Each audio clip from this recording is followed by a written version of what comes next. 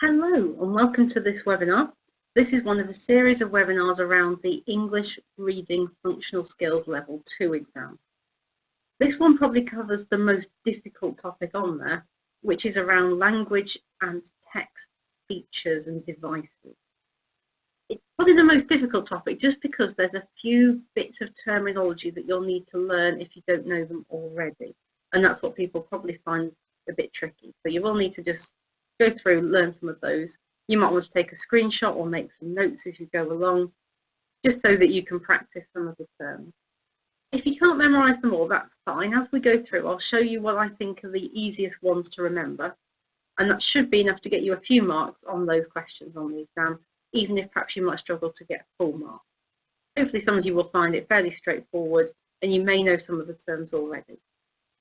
So as we go through, do feel free to pause at any time so that you can write things down, make extra notes, and work through anything you need to. So we're going to switch over to the slides, and I'm going to take you through language devices and text features. So if we have a look at our objectives for this one, what we need to be able to do is identify a range of different language devices and features of text. Now those are two separate things. Sometimes on the exam they're separate questions, sometimes they're combined in one. We need to make sure we're using the correct terminology for those devices and features. We also may need to explain how they're effective in terms of effective for the reader. And you'll need to support your statements with evidence from the exam text. So as we go through, I'll show you how to gain all of the marks on the exam for those questions. So in terms of identifying and explaining how they're effective, first you need to obviously know the names of those devices or techniques so that you can identify them. Sometimes there's a multiple choice question where it will give you something from the text. So it may say, in this line, quote from the text, which device is being used? And then you'll get 4 possible options for a device. Often that's question 6 on the exam, but of course they can change the order and change the numbering. So don't always rely on that being question 6. You may be asked to identify and then explain a technique. So they'll say, what techniques can you see and how are they effective? You may be asked to give an example from the text, to identify and give an example. So always be clear with these questions, what they're actually asking you to do. Are they asking you just to identify? Are they asking you to explain the effectiveness? Are they asking you to give an example? Are they asking you to do all of those things? Underneath is just an example of how that question could be presented. Often question 7, again, don't rely on it being question. This one says, identify 2 language and or layout features. So in this case, you could do 2 language features, or you could do 2 layout features, or you could do 1 of each. Identify 2 language and or layout features used by the writer of text C to persuade readers to reduce their sugar intake. So with that one, we'd have to make sure we're identifying the devices and also, of course, make sure it's relevant to the question. Are you picking devices that are persuading readers to reduce their sugar intake? Give an example to support each answer. So that will mean find the example in the text to say what it is. So what they want to make sure there is that you can actually spot those and you're not just listing any devices you know in the hopes that they come up. Now we need to address the difference between language devices and text features, because sometimes they are separate questions or they only ask about one, and you don't want to get them mixed up because sometimes this could be a 6-mark question. So if you're completely going down the wrong train of thought for this, you can lose a lot of marks. So always look carefully at the wording of the exam question. So the way to tell the difference between language devices and text features is that language devices, which can also be known as language features, they focus on the actual words that the writer uses, so the words themselves. The text features, and these have a few different names, they might be known as presentational features, or layout features. They focus on the look, layout, and structure of the text. So it's not about the words, it's about how the text looks, the way it's organized, the way it's structured. So obviously, as we go through this webinar, I'll show you the different ones and you can obviously see how they vary. So we're going to start off by text features. Again, they can be called different things: presentational features, layout features. And here are a few examples. There are some other examples, but these are the main ones that you'll come across or you'll want to use when you're identifying them. So you've got the sort of the three main ones that people use if they're doing a piece of writing. You've got bold, underlining, italic.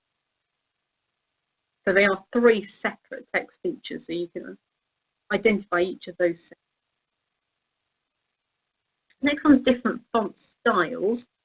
Now, you may or may not be able to spot this in the text.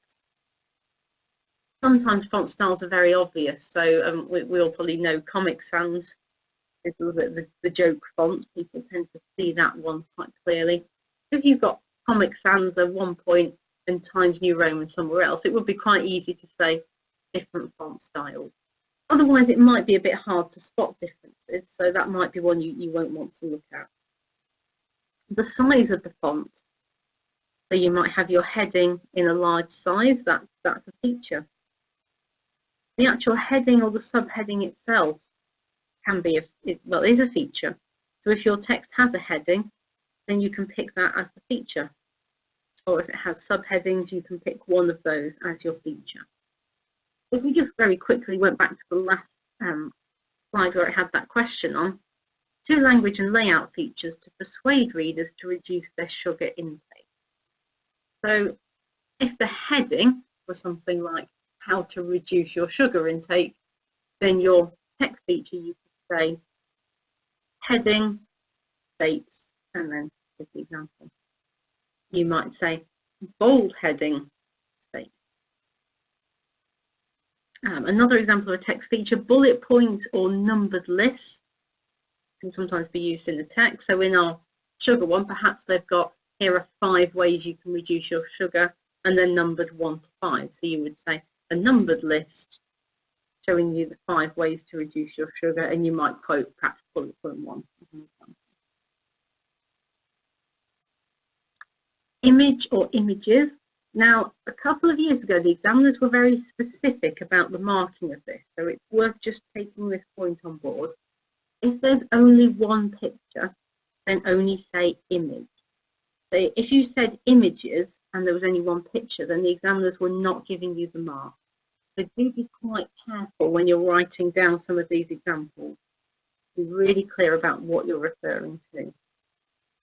And again, be careful with your wording. If it's a photograph, then you can say photograph, but don't say diagram if it's a photograph. And of course, the other way around, just be quite specific. You might say that the text is in different sections. Paragraphs, I sometimes tell people to steer clear of this one because, again, the examiners were a few years ago being a little bit harsh, saying paragraphs isn't really a feature. It doesn't really, in this example we were talking about, help show how people are reducing sugar. But if you can put other features first, do. If you've run out of ideas and paragraphs is all you can think of, you might as well. I would suggest putting other features first. And a nice example, if it's there, hyperlinks. So links that you could go then click on to go onto a website. So if it was an online text, it might have some hyperlinks. So in this example, there might be hyperlinks to some dietary advice.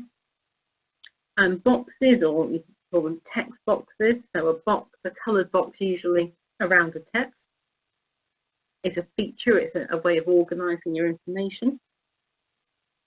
And also a coloured background. And again, this will depend on how it's used. So sometimes a text box might have a coloured background that relates to the topic. So maybe in this food example, you might have a red box that tells you about things to avoid and a green box that tells you about things to eat. So those are all possible things you could list under text features. Now, sometimes the question will also ask, how are they effective? And two other ways that question can be worded. Why is this technique used? How do they get the message across? So both of those are really asking how they're effective. And the bullet points that I've done below, you should be able to use one of these with any of the features that we've already mentioned. So to draw the reader's eye, or you might say that's highlight key information. So that could go with any of our techniques such as bold or underlining or italics, to show the correct order or to give an order to the information, or maybe you could say to organize the information logically. So those might be things like numbered points or bullet points or even subheadings. Again, you might say to help organize the information so the reader can find what they need to know. That may well be sections, subheadings again. Make the text more visually appealing, so encouraging the reader to read it all. That might be things to do with colours. I don't think I actually mentioned on the last one coloured text. We mentioned coloured backgrounds. Coloured text, of course, would also be an option. So anything around colour, the pictures would fit with that. If you want to be a little bit more fancy, you could say to add a visual clue to link the image to the text. Quite a nice one with images. Hyperlinks, they're effective because they encourage further reading. And then some of these other features, you might say break up the text into organized sections. So the text boxes, the subheadings, the paragraphs. So I think we've covered one of everything there. So if it's asked how they're effective, think about the bullet points here and pick the ones that go with the technique that you identify.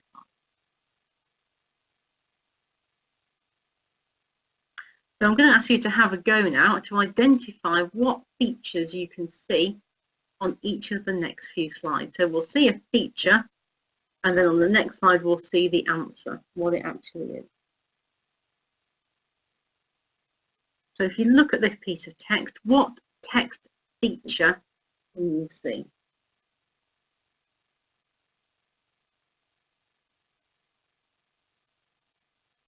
And the feature you saw there was bold. So the word date is in bold. And if you're asked how that's effective, you might say to highlight a key piece of information. What text feature do you see here?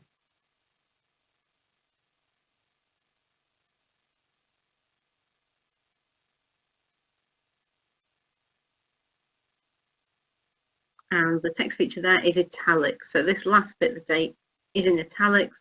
Again, we can say that's to draw the reader's attention to important information. What can you see here?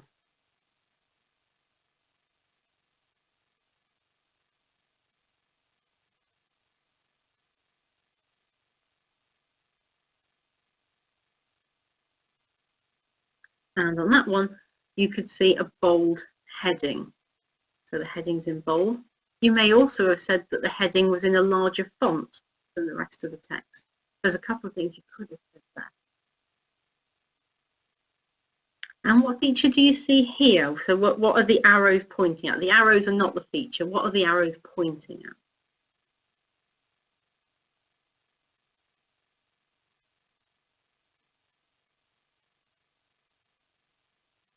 And the answer is subheadings. So those arrows were pointing at the two subheadings seen there. Could also have said bold as well. They are in bold, so you could have said that too. You could link the two. You say bold subheading, will be fine. Sometimes, again, the examiners don't like bold on its own. They want you to say what is bold. And here, what feature can you see here?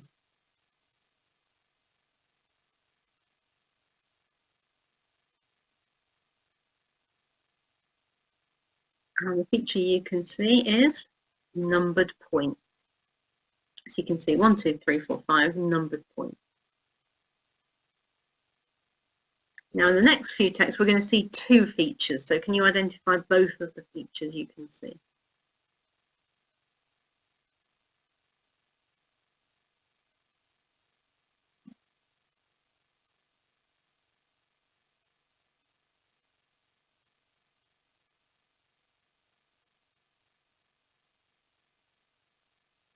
And what you can see there is a text box.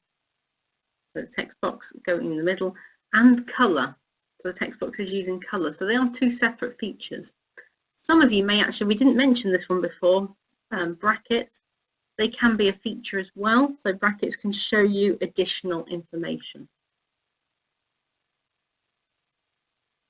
And what two features can you see in this text?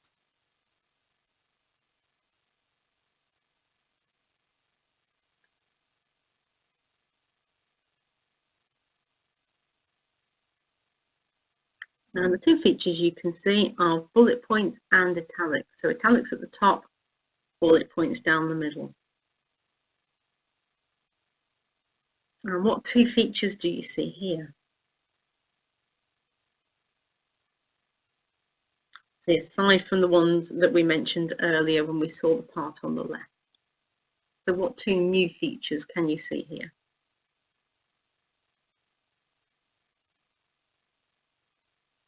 Now the picture we could see, the image and the caption.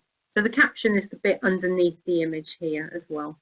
If you want to, you could say the caption uses italics, but it's the caption itself that is particularly interesting here. And of course, this bit we mentioned earlier, this was a bold heading in a larger font. So that is all of our text features. So remember, text features are things that you see when you look at a piece of writing. So it's not the words themselves, it's the things that you see, the organisational features, the layout features.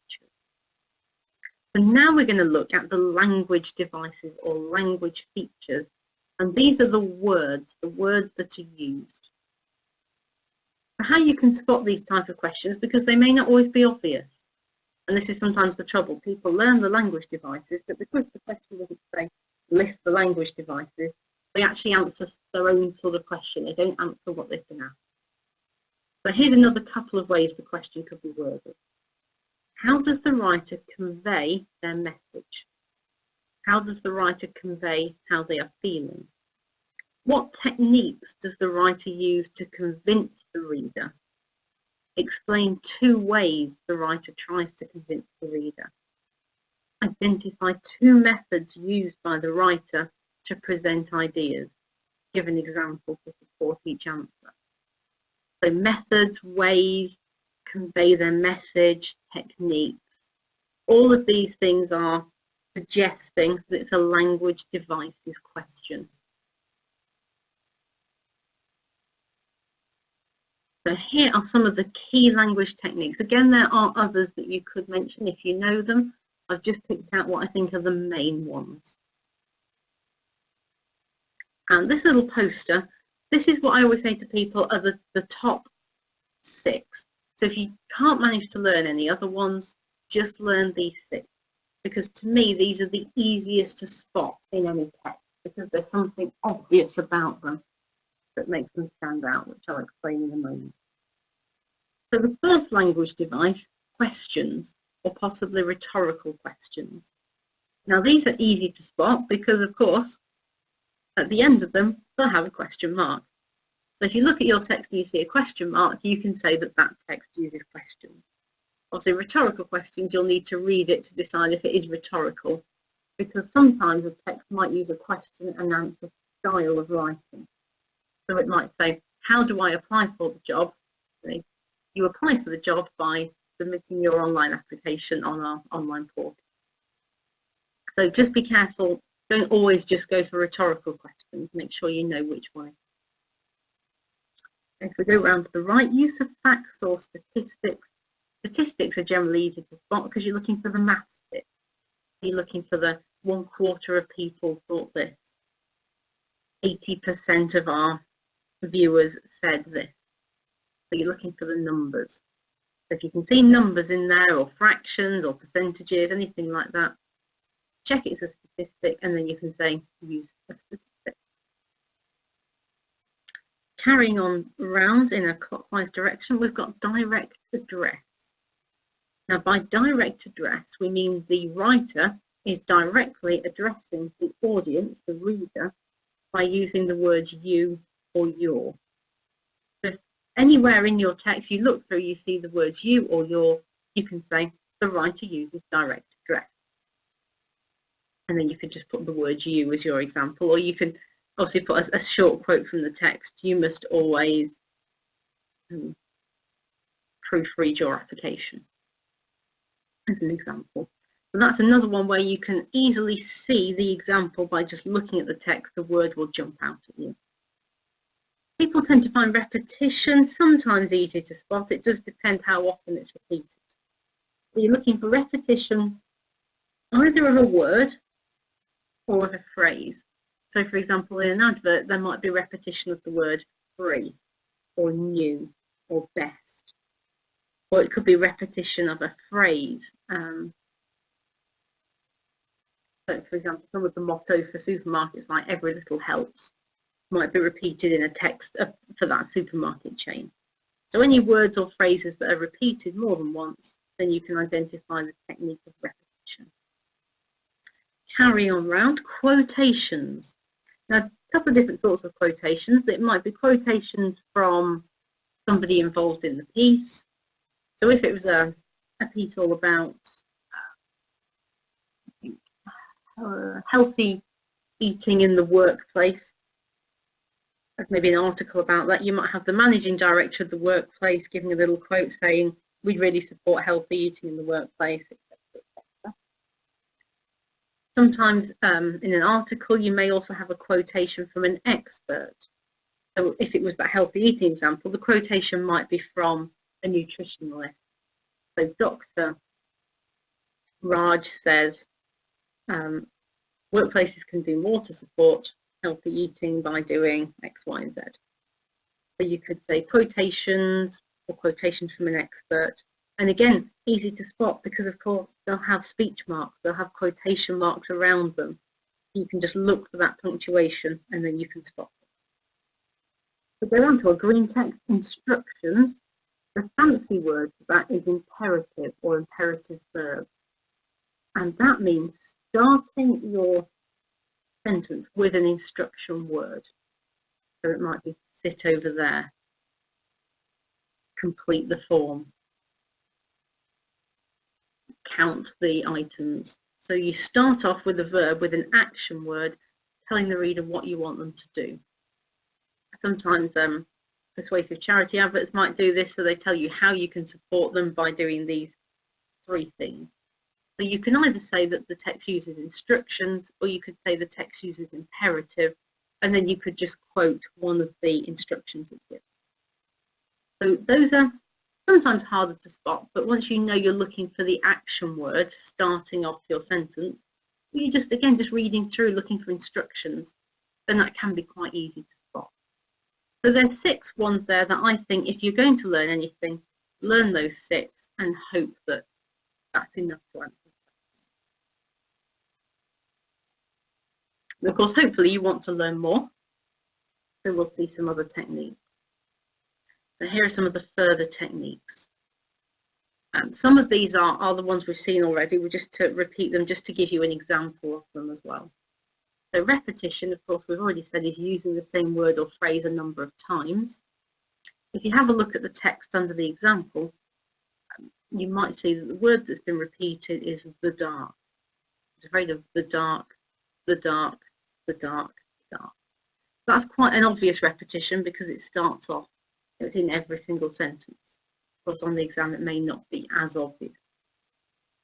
The next term, you may not have come across this one unless you've done GCSEs fairly recently. You may well have forgotten what alliteration is. So alliteration is using words together that have the same starting sound. They can either be together as in right next to each other or together in the same sentence. So in our example, the cheering crowd kept the team motivated during the chaotic game. So you've got that alliterative C sound in that sentence, which just gives it a bit more impact. Next term is bias. And this does tend to come up in the exam and throws people a little bit because it's one of those things that everyone sort of understands, but finds it hard to explain. The way I would explain it is to show a strong preference for one side, one person, one thing. Doesn't always have to be, but often bias tends to be viewed as unfair or unjustified. But again, it doesn't have to be that. It can just be without being negative or positive. So an example there, the products made by our company are superior to all others. Our main competitor's product is made out of cheap materials and breaks easily. Even just that first sentence shows you the bias. Because it's their own company, obviously they're going to feel that their products are superior. Other good examples of bias are around, say, football teams or sports teams, where people will always side with their own favourite team when a decision's made. Rhetorical questions, as we've mentioned, they're not answered as such, but the answer is usually implied or thought to be obvious. Again, charities are great at doing these rhetorical questions in their adverts. Don't you want to help stop the suffering? And of course, people will automatically want to answer in agreement with them.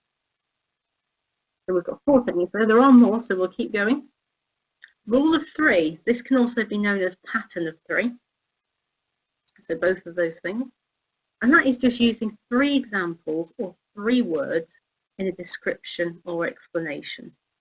So sometimes it's easy to spot, but other times it feels natural in the sentence, so people don't always recognise it. So our example here is the role requires, it's got a bit of alliteration there in role requires, someone who is organised, efficient, and motivated. There are 3 examples. The next one now, always amusing because people sometimes mix up the pronunciation of this word. It's actually hyperbole. So hyperbole, if you can't remember that word, you can just say exaggeration. The hyperbole is particularly excessive exaggeration. Again, these examples usually playing on the emotions. If we don't act now, then the whole world will be at risk. And you can get a bit of alliteration in that one. Doesn't necessarily have to have an exclamation mark. Obviously, sometimes it does that to make it a bit more easy to spot, but it doesn't always have it. Superlatives. Again, sometimes a tricky technique to spot. This is where you use descriptive words to show that something either can't be any better or any worse. So that word either means the top of something or the bottom.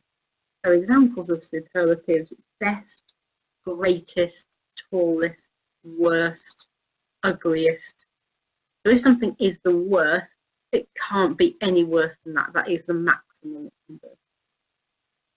So in this sentence, you might say the new model phone is the best because it has the biggest screen and is the fastest on the market. So particularly in advertising or persuasive pieces, by using superlatives, it's giving the audience the impression that they can't do any better than this product. Then the next 2 are all descriptive terms, and again, you'll be thinking a bit back to school for this: metaphors and similes. Both quite similar, both ways of comparing something using a descriptive phrase. In a metaphor, you actually say something is something else. So he drowned in a sea of grief. She rode a roller coaster of emotions. The nice and descriptive terminology there.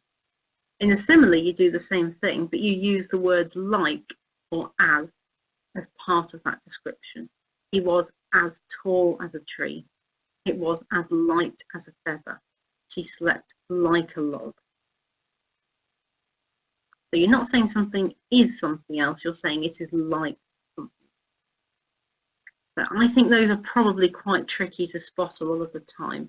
But sometimes you can spot them and pick them out. And especially in a multiple choice question, and you're given the example, then it's much easier to say if it is a metaphor or not, rather than looking through the whole text to try and see if there is one. And some more, I'm afraid. Here's some more terms. The imperative, that's one we looked at earlier. So remember we said it's a way of using a verb at the start of a sentence to make it an instruction. Check the document, read them carefully, fill in your details. So the check, read and fill are the imperative verbs. Again, if you can't remember the word imperative, you can use instruction or instructional language, which is also fine. Idioms and cliches, quite similar here, can get a little bit confusing. The best way to remember them is to say that an idiom is a saying where the figurative meaning, so what it means, what we actually mean when we say it, is different from the literal meaning of the words. So it tends to be perhaps if someone was interpreting it from another language, they might get a bit confused by what it meant. So the idiom penny for your thoughts doesn't actually mean I'm going to give you a penny if you tell me what you think. The general meaning is that please share with me what you're thinking. I want to actually know. Lay your cards on the table doesn't mean you're actually going to get some cards and put them on the table. Figurative meaning is to put what you mean down, say what you mean, give your example. Whereas a cliche is an overused stereotypical phrase or saying. And sometimes idioms can be cliches and cliches can be idioms as well, just to confuse the matter. So a cliche might be when life gives you lemons, make lemonade, opposites attract. They're phrases that have been used a bit too much now, so they sort of lost a bit of their impact. Humour is something you can pick out. Quite tricky to find in an exam text, but you never know. And of course it will engage and amuse the reader. So most people, whenever we do this, well, normally people don't find the joke funny, but hopefully someone out there who's watching will. A man walks into a bookstore. Where's the self-help section? He asks the clerk. She shrugs and replies, if I tell you, won't that defeat the purpose? So if you laughed, brilliant. If you didn't, oh well. And our final one on this board is colloquial expressions. Again, a bit tricky to spot, but if you've got it in your multiple choice, good to understand what it means. It's all around informal words and phrases being used in a text. And these generally reflect the geographical society the writer is depicting. So slang can be an example of this. So saying words like what's up. And you can see some of the other words there. You can sort of imagine someone saying them with an accent, and they might be, for example, the last one might be linked to, say, American, a strong American accent from certain regions, or geographical, perhaps a northern accent might use certain terminology. And when a writer's using that, it's just giving a bit more context to what they're saying, putting it in the geographical context. So that's pretty much all of the techniques. The only other ones that you may want to bring in, tone. So you might just say the writer uses a persuasive tone, an aggressive tone, a demanding tone. Don't just say the writer uses tone, you need to say what kind of tone they're using. One that I always say you can fall back on if you're struggling, positive and negative language. The writer uses positive language in the text, but you will need to pick out some examples. You might say formal language or informal language, and emotive language. So some of those, I also mentioned, like persuasive, charity ones, would be emotive. The only problem with this is you do need to make sure you can find clear examples if that's what you're asked to do in the question. So sometimes it's easy to say the writer uses positive language, but it might be more difficult to find that positive language. You could use some of the things we've already mentioned. Some of the superlatives like best could come under positive language. So if you wish to, if you struggle with that, you can always rewind the webinar, take a screenshot, or write down some of those techniques if you want to practice them a little bit further. So once you know the techniques, sometimes the question will ask you how those techniques are effective. And I've just picked out a few of them here to tell you about the effect on the reader. So for example, bias. Bias is there to encourage you to share the viewpoint of the writer, so to get you to agree with the writer. Repetition is there to reinforce a key idea or to highlight a key message or idea. Your hyperbole or exaggeration makes the reader think something is more important than it actually is. The direct address, so using you to address the reader, engages the reader, makes them feel the text is more personal, the text is aimed at them. The rule of three, or the pattern of three, Again, a bit like repetition, reinforces ideas, shows key messages, makes your message more memorable. The imperative, using those instruction words, it encourages you to act or do something. Sometimes if we're given an instruction, often we just automatically follow it. And then things like positive language. And again, you might pick out some adjectives here. So something is fantastic. Save money, it's great. It makes you feel, as the reader, more positive about the topic, and perhaps it convinces you to buy something, go somewhere, do something. So just a few effects on the reader there, but hopefully, going back to any of the techniques, you should be able to pick one of those effects and just twist it a little to fit whichever of the techniques you've picked out, even if it's something like to get the reader to picture vividly what the text says, get them engaged with the text. And alliteration, we can mention, draws attention to key information, makes it more memorable again. Formal or informal language, but informal, more friendly, so it's going to appeal more personally to the reader. Formal language generally makes you feel the text is more professional and trustworthy. Your tone, again, lots of different tones you can have, aggressive, demanding, negative. The idea is to get you to agree with that emotion or act with that emotion.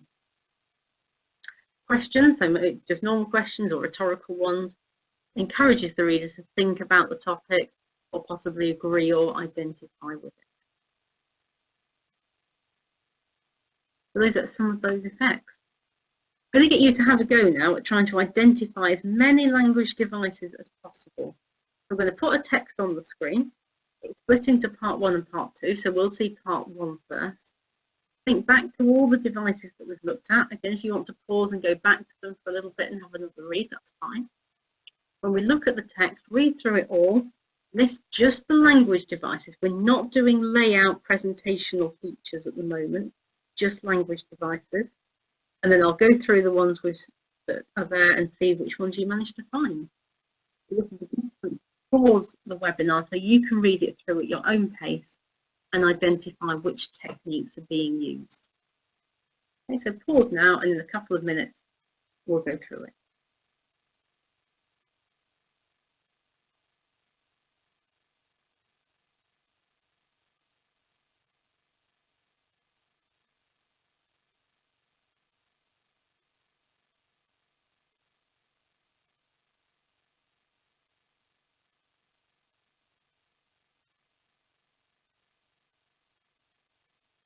Okay, so hopefully you've paused and you've had time to read through.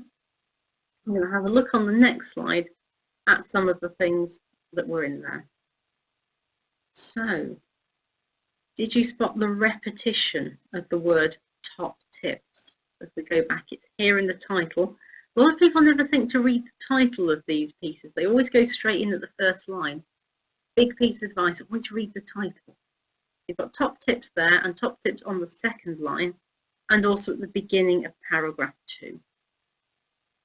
That word top tips, there were 2 devices there, as well as the repetition. It also has alliteration to top tips. There's loads of direct address throughout, you and your. So in the very first line, your safety, your data, your identity.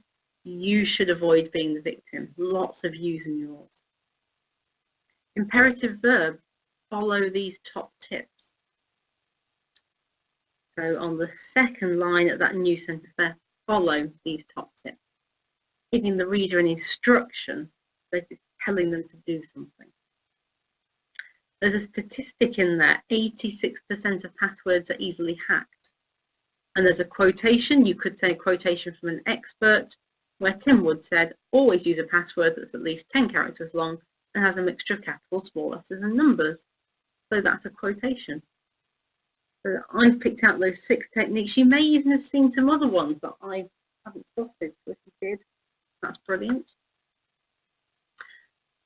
Now we're going to have a look at part 2. So hopefully now you've got the idea of the sort of things we're looking for. In part 2, you can look for more techniques. Don't forget, you can also look for those same techniques again. So if you think you can see the same techniques that we've already mentioned, do write it down again. and of course look for any new ones too. So I'd suggest you pause at this point, read through the text, jot down just the language techniques. I know some of you will probably have spotted the text feature of the numbered points, but we're not looking at that at the moment. So pause here, jot down your language devices, then on the next slide we'll go through what's there.